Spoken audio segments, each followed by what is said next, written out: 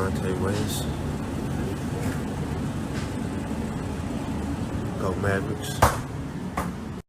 Good job, man.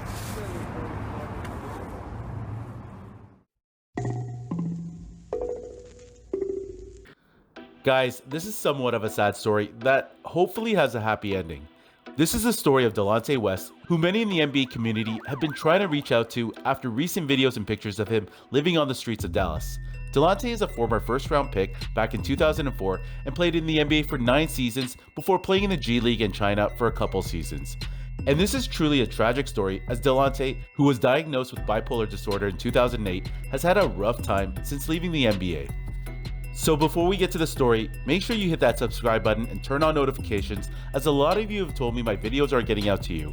I don't know what it is with YouTube, but obviously as a small content creator, they might not be pushing my content out there as much.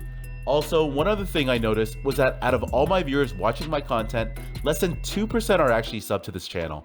So let's try and get that number up, as it doesn't cost you anything and you can always unsub or turn off notifications at any point in time. So the recent video clip of Delonte West at a gas station in Dallas went pretty viral, as Mark Cuban, owner of the Dallas Mavericks, reached out to Delonte's family and friends in an effort to get the 37-year-old the help he needs. Now, Cuban wasn't the only one trying to reach out, as even Doc Rivers and others have made attempts recently. So in the clip, you can see Delonte getting in Mark Cuban's car, where he took the former player to a hotel to try and get him off the streets and get his life back on track. Mark also told Delonte that he wanted him to go to rehab and that he'd offered to pay for his treatment.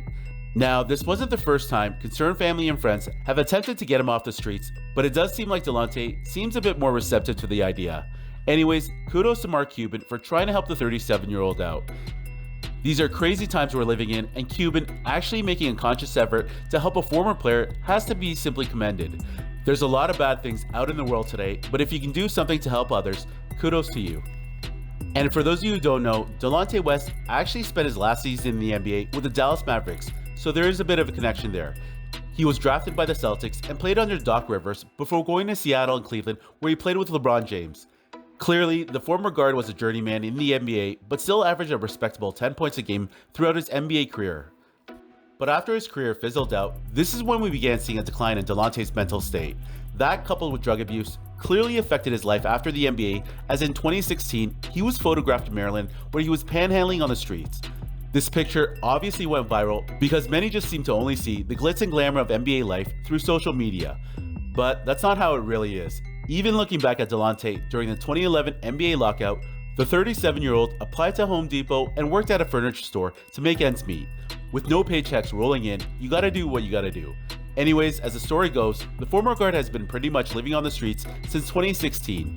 Earlier this year, there was even a viral video revealing Delonte being beaten up on a highway in Washington, D.C. And while many spoke about the former NBA player and trying to reach out, nothing really ever materialized, because at the end of the day, he has to be the one that wants help. Fast forward to today, and it seems like that's happening, as he met with Mark at a gas station, clearly showing signs of wanting to get that help and turn his life around.